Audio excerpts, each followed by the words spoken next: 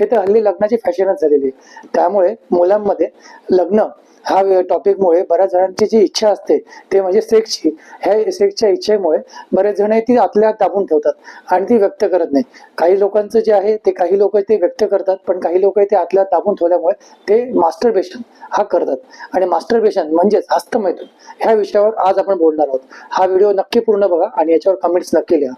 Masturbation म्हणजेच हस्तमैथुन हे आयुर्वेदामध्ये जे सांगितलेले, याच्यामध्ये सांगितलेले की हस्तमैथुन करणं हे अयोग्य आहे. परंतु जर समजा तुमचं वय साधारणतः 20 वर्षापर्यंत असेल तर, आणि जर समजा तुमचं मन जे आहे ते मन पूर्णतः जर संयमित असेल तर तुम्हाला कदाचित मास्टरबेशन करण्याची गरजही लागणार नाही.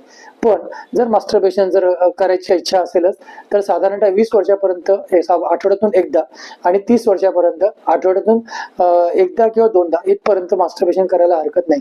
आयुर्वेदानुसार शुक्र हा सगळ्यात महत्वाचा धातू आहे, जो सिमेन आपण म्हणतो, आणि सिमेन अधिक प्रमाणामध्ये वाया घालवल्यामुळे आपल्याला मेंटल इरिटेबिलिटी किंवा मेंटल इन्स्टॅबिलिटी येते, ज्यामुळे आपलं कुठल्या कामामध्ये लक्ष न लागणं किंवा कुठलं काम जे आहे ते पूर्ण फोकसने न करता येणं, ही गोष्ट जी आहे ही याचे दुष्परिणाम आहे. तर हे दुष्परिणाम टाळायचे असतील तर सगळ्यांनी मुख्यतः शुक्र म्हणजे आपलं सिमेन कसं वाचवता येईल आणि हे जे आहे हे मास्टरबेशन पासून कसं अवॉइड करता येईल हे प्रयत्न करायचा. पण जर समजा नैसर्गिकरित्या जर हे झालं नाही तर ह्या प्रोपोर्शनमध्ये तुम्ही करायला हरकत नाही.